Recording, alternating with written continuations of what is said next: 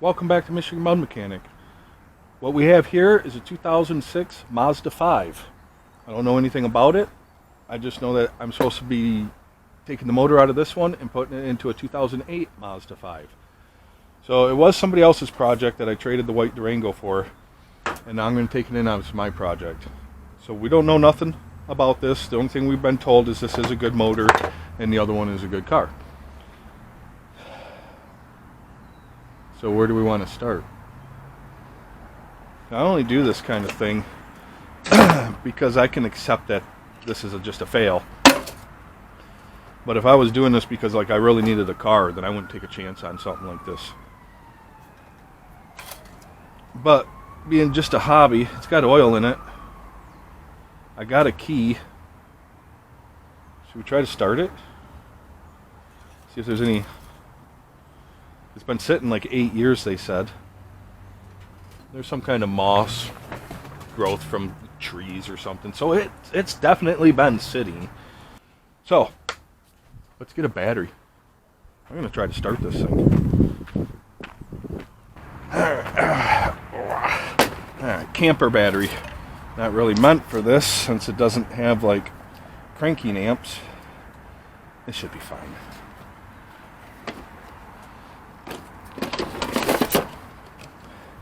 We just want to see what the operating systems are anyway, right? We want to see if it's going to do anything positive. Yeah, it reached. Alright. Negative.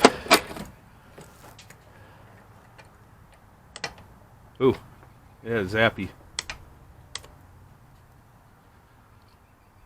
Any smoke? Nothing's getting warm. Nothing's getting hot. Alright. Alright. Should I disconnect the gas line? We don't want to pump gas in there, right? Alright, let's see. Smells funny in here. Alright, I have to step on the clutch. This one is a stick. Hopefully don't fall off the stands. Alright, it says it's got 93,000 miles on it. I'd say it's under 100,000 mile motor that we know of then. Alright, here we go.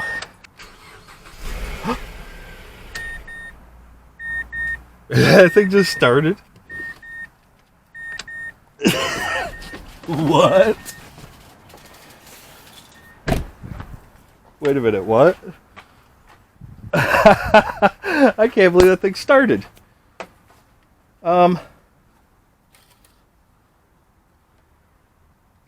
You're definitely going to probably want to warm it up a little bit, right? To drain the oil out. But at least I know I'm not just working on dumping some any old kind of motor out. At least I know I got a runner. It sounded good too, didn't it? I'm going to go get my scanner. Let's see if we can pull some codes off it. See if the motor says that there's anything bad in it. Alright, so we got a screen recording. I got an engine light and I got the steering wheel with the explanation point. 2006.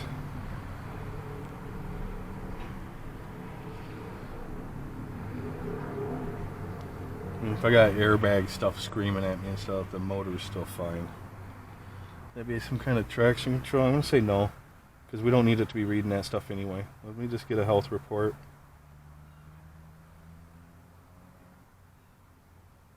I want to warm it up to get the oil out.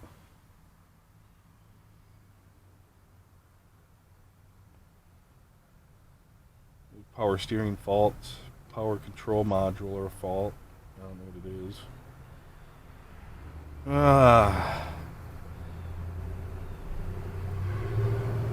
that thing out of the way. Analog brake system, we don't care.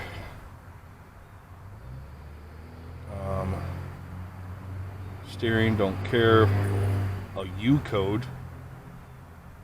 Ooh, we don't like U codes, but we're not using this car, just the motor, so we don't care.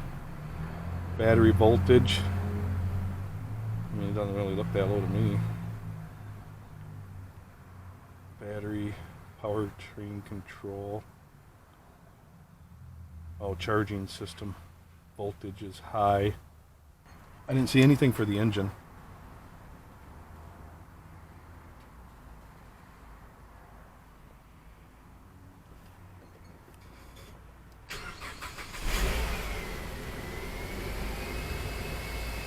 Alright, all the driver safety stuff come back on. But in here, all I have is a airbag light flashing. Okay, ABS, brake, all kinds of good stuff coming on. I hear a little tick to that motor.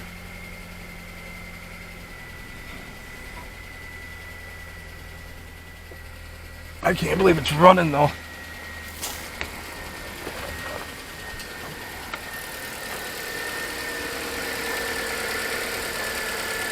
Yeah, so front crash sensor, a lot of airbag faults. Do a rescanning now that it's been running again. I gotta really watch the voltage. I don't want to hurt my battery to my camper. She runs good.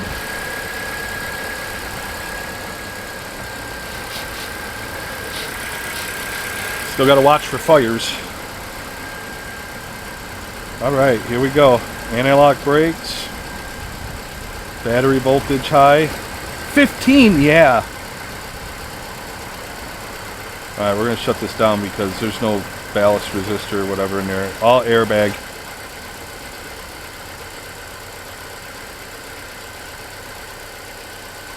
Alright, I got to get my battery out of there.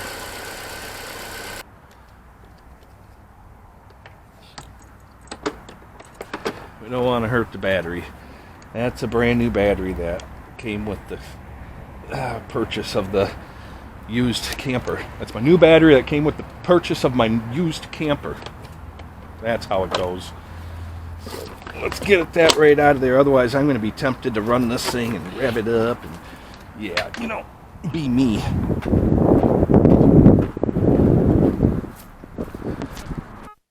So I guess I'll jump underneath this thing and drain the oil out of it, because that's the warmest it's going to get before we take this motor out. Alright guys, so I've had this body cam like setups and got one for that I can put on my head, you know. I got all these things and I really need to work on my laziness when it comes to recording. I just want to jump in there and do it, moving cameras around, jumping cameras around. It ain't no fun. So let's start recording. I'm at least catching something, right? Yep. Okay, it's recording. Alright. Let's see if this captures anything to help out with this laziness. So I'm draining right back into the bottle there.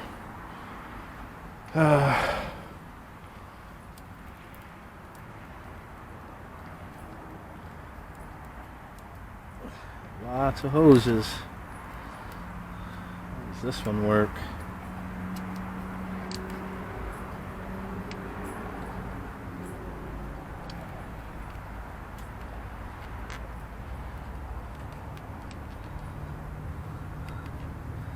That's funny. So you push the clip away. There we go. Let's pull it off from there because it just moved right into the manifold. To the intake. Come on now, get back on there. I don't want no broken parts until we have a one complete full car.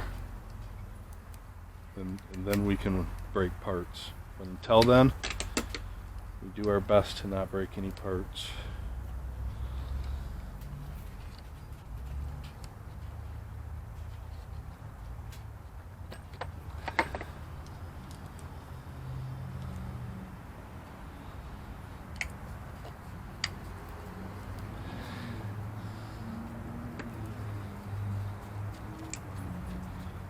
So to be perfectly honest, I have no idea what this camera is looking at because the screen is dark.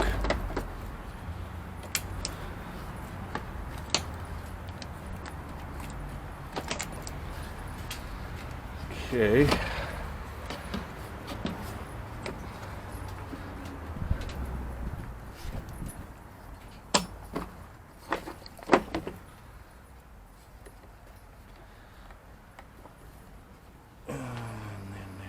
airflow sensor.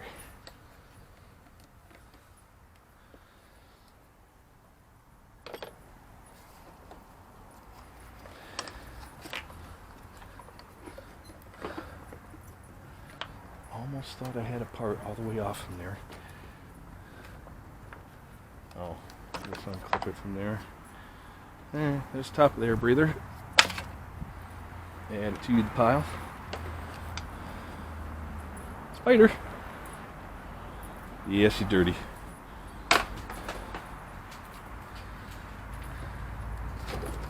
Oh, wow.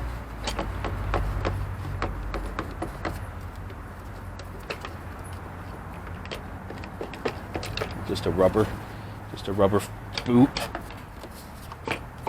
Yep. Sure is. Yes, sir. Well, that makes it easy because right here's the motor mount now. Motor's half out.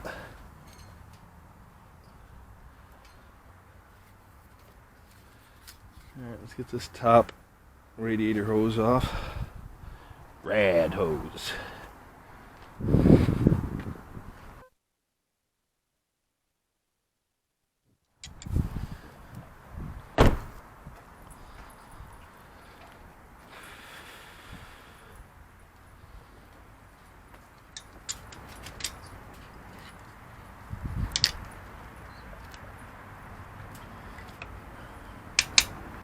Well, I thought I was recording. Have you not been recording? The storage is full, Oh no. is what it's saying. There's nothing on this camera.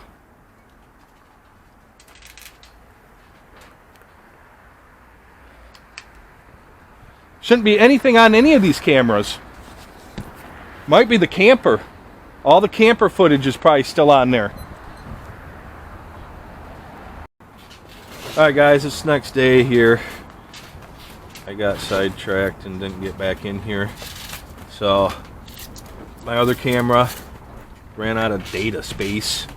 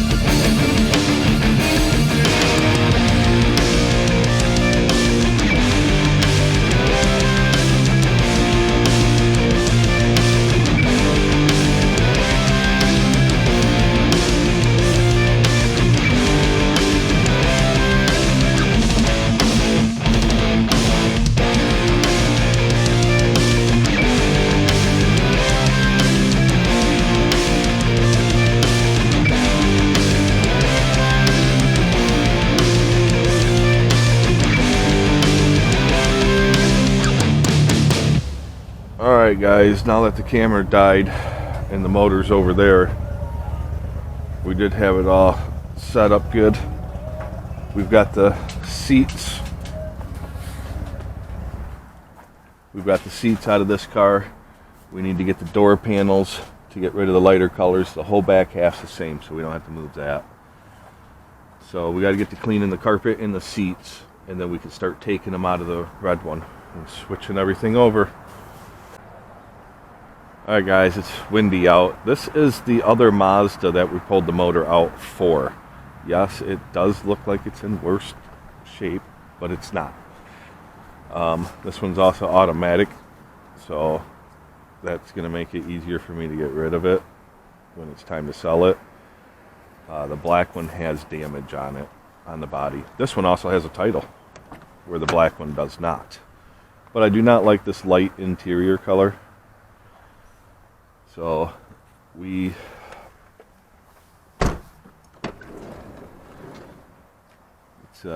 pretty dirty too, and being a light color, yeah, I probably could get it all clean and everything, but I like the darker colors. So there's that one. That door is open because to start this car you have to hook up the battery. Alright guys, in the next video I will be taking the front end and the motor out of this red Mazda, and we'll be putting the other motor in. Please like and subscribe, and I'll see you then.